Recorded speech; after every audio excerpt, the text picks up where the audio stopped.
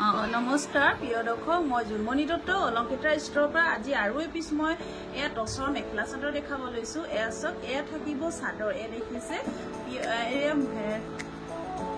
দেখিছে টচৰ মেখেলা চাদৰ থাকিব। এয়া হ'ব আপোনাৰ চাদৰৰ এনেকৈ মাজভাগত এনেকৈ দেখিছে, মাজভাগত সৰু সৰু বুটা কাম কৰা হৈছে।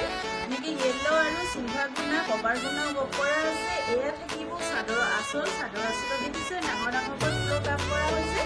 এখন হ'ব চাদৰ, বহুত বেছি ধুনীয়া দেখিছেনে।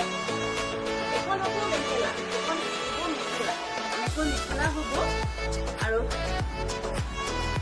লগত থাকিব এয়া 6টা চাইড পাৰি, লগত থাকিব 6টা চাইড পাৰি। ব্লাউজৰ কাৰণে হাতৰ স্টিচত এটা পাৰি দিয়া হৈছে।